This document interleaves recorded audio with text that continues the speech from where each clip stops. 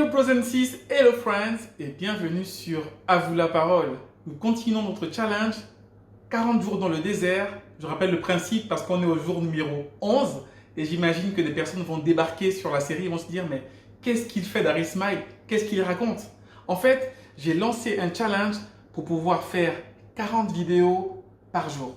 Non, 40 vidéos successives pendant 40 jours. Et pendant ces 40 jours, pour me motiver, j'ai décidé de ne manger que des fruits et que des noix.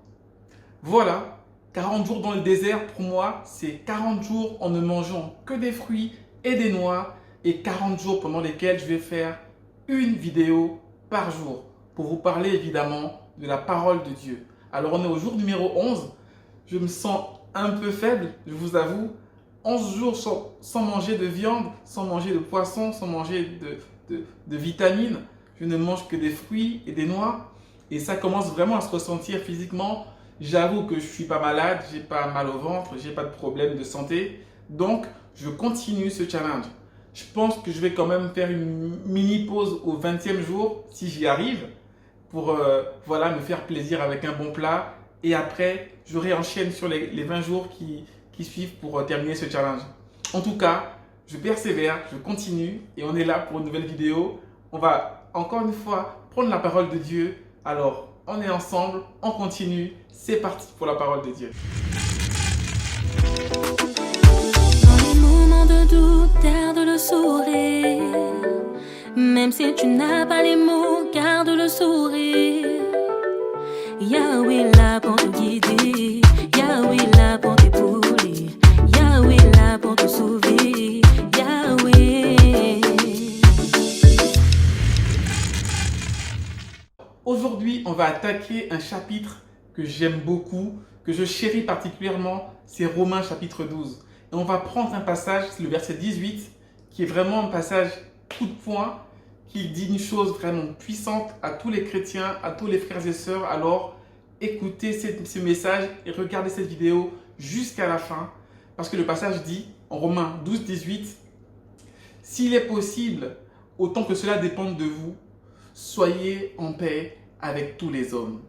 S'il est possible, autant que cela dépende de vous, soyez en paix avec tous les hommes. » Ça veut dire simplement qu'il est impossible, il est inacceptable qu'un chrétien soit à l'origine d'un conflit. On ne peut pas être à l'origine d'un conflit parce que si ça dépend de nous, on doit être en paix avec tous les hommes. Donc, nous devons nous arranger toujours pour mettre la paix. Nous allons voir demain et après-demain le sel de la terre, la lumière du monde. C'est prévu déjà pour demain et après-demain. Mais aujourd'hui, ce que je veux vous dire, c'est qu'il est important que les chrétiens, où ils sont, doivent apporter la paix. S'il y a un conflit autour de vous, vous devez vous arranger pour restaurer la paix. Et surtout pas être à l'origine, au départ, mettre la petite flamme qui déclenche l'incendie, qui déclenche le conflit. C'est inacceptable.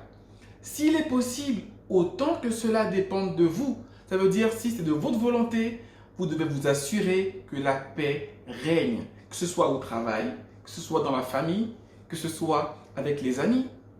Vous devez toujours être un vecteur de paix. Vous devez apporter la paix. Et si elle n'y est pas, vous devez vous arranger pour la restaurer. Alors là, si vous êtes carrément à l'origine du conflit, je vous encourage, je t'encourage mon frère, je t'encourage ma soeur à te repentir dès aujourd'hui. Repens-toi et va régler ce conflit. On a fait une vidéo qui parle de la double peine quand tu es en conflit, quand tu es en colère. Regardez. Je vous mettrai le lien en copie de cette vidéo, en dessous, en tout cas en description de la vidéo, je vous mettrai le lien. Il est important que le chrétien ne soit pas à l'origine de conflits. Il est important que vous soyez toujours des vecteurs de paix. S'il est possible, encore une fois, parce que des fois, les problèmes viennent vous trouver et là, vous êtes pris au dépourvu, vous n'avez pas moyen de réagir et le conflit est déclenché. Mais s'il est possible, autant que cela dépende de vous, soyez en paix avec tous les hommes. Aujourd'hui, je veux parler à un frère. Aujourd'hui, je veux parler à une sœur. Si jamais tu sais qu'il y a un conflit qui a été déclenché par toi, repens-toi tout de suite. Repens-toi aujourd'hui et va régler ce conflit. Restaure la paix. Nous sommes des vecteurs de paix. Où nous sommes, la paix doit régner.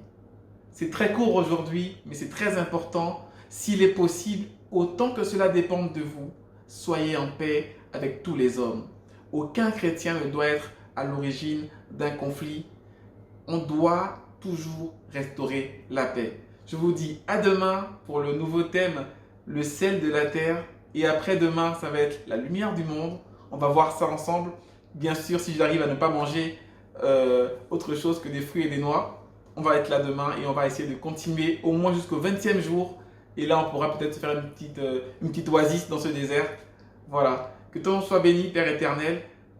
Merci frère d'avoir vécu cette vidéo jusqu'à la fin. Sois béni et n'oublie pas de garder le sourire. Peace.